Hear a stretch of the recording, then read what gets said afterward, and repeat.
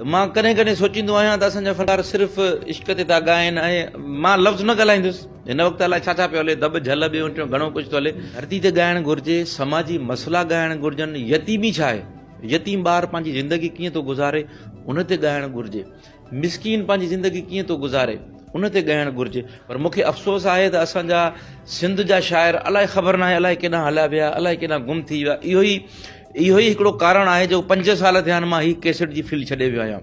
मुंहिंजो सिर्फ़ु कारण इहो आहे, मुंहिंजो मक़सदु सिर्फ़ु इहो आहे त सिंध जा समाजी गीत हुजनि जंहिंमें सिंध जे मसइलनि जी पज़ीराई थिए त सिंध में छा पियो थिए।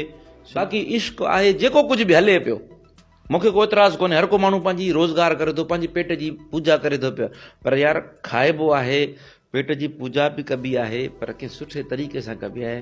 त हाणे तव्हां हरू भरू हिकिड़ी वल्गरिटी पंहिंजे ज़बान सां, पंहिंजी सिंध सां, पंहिंजी ॿोली सां हिकिड़ी ख़यानत करे तव्हां इहे ॻायो था। अहिड़ियूं शयूं था ॻायो, यार छिनी वियो यार, इहा मूं खार में खोती धारे। इहा पंहिंजी ज़बान आहे?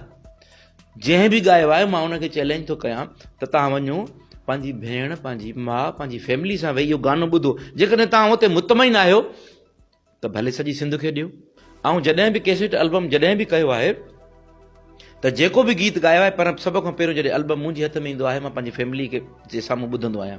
त हिन में को अहिड़ो वर्ड त न आहे, अहिड़ो को लफ़्ज़ त न आहे, छो त मुंहिंजी फैमिली, सॼे सिंध जी फैमिली हिकु आहे।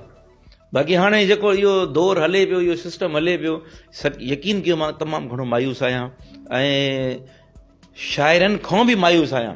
शाइर लिखनि कोन था पिया। लिखो, असीं वेठा आहियूं धरती जे लाइ, असीं पंहिंजी सिंध जे लाइ मुफ़्त में ॻाइण लाइ तयारु आहियूं। पर घटि में घटि शाइरी त ॾियो न। फ़नकार त शाइरी नथो करे सघे न।